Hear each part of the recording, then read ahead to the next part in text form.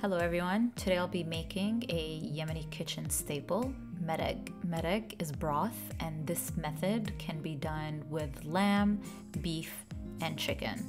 Make sure you're subscribed because this broth method is used as a base to many other different recipes. So let's get started.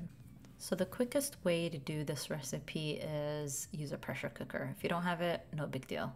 And so I've added about 2 to 3 tablespoons of vegetable oil, and I'm adding my bone-in, skin-on chicken legs and thighs.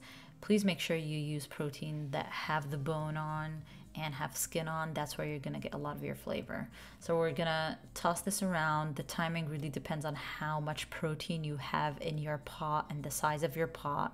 The goal is to get as much color on the skin as possible.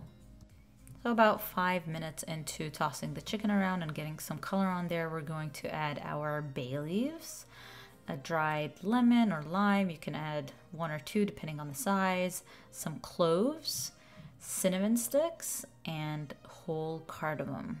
If you don't have whole cardamom but you only have powdered cardamom, that's fine too.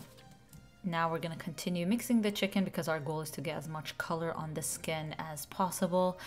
Do yourself a favor and try to use a larger pot if you have a lot of protein. Mine are a bit cramped. Next, we're going to add our freshly grated ginger and fresh chopped garlic. And I'm also adding 2 large yellow onions. I would, for a rule of thumb, use 1 large onion for each 4 pieces of meat. And notice how my onion chunks are large. They're not diced because they're going to basically melt in between the broth. So now for our dry spices, we're going to add a generous amount of turmeric, cumin, ground coriander, and a small pinch of nutmeg. Now with broth, seasoning amounts are pretty forgiving, but I'm gonna go ahead and add general guidelines for you guys down below. Another option is to purchase a pre-made Yemeni Hawayij mix. I have my mix linked down below for your convenience. Next, we're going to immerse the entire thing in some water. Now you really want to make sure all of the chicken is below the water. Right below is perfectly fine. I'm also going to add peeled and halved potatoes. Yellow potatoes and golden potatoes are my go-to, but really any type of potato will work. You just want to make sure that they are large pieces, and that's why I only have them. Especially if you're using a pressure cooker, you don't want those potatoes to disintegrate. But please do yourself a favor, like I said, and use a larger pot that will fit everything properly. Not like myself here.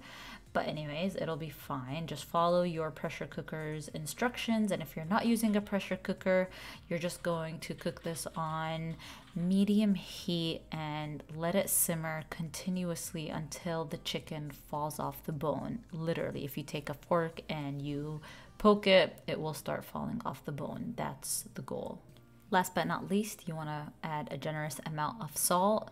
Really, the amount is up to you. I suggest starting off with a generous amount first, but then taste it after everything is well cooked and adjust as needed. Now that my pressure cooker has done its magic, basically what I'm going to do is remove any of those large spices like the dried lemons or pieces of cardamom, cinnamon, any of those things that you can easily fish out. And then next I'm adding a generous amount of parsley. You don't need to boil the parsley with the broth. Just mix it in gently and it'll blend in beautifully. And that's pretty much it. This recipe is really as simple as that. The pressure cooker really makes your life easy, but if you don't have it, no big deal. Just do the medium level simmer, just like I mentioned, and do the fork test. And that's it. You can even make this recipe a night before and then just boil it the next day, and it's extremely versatile. So thanks for watching. If you have any questions, don't hesitate to comment below and don't forget to subscribe.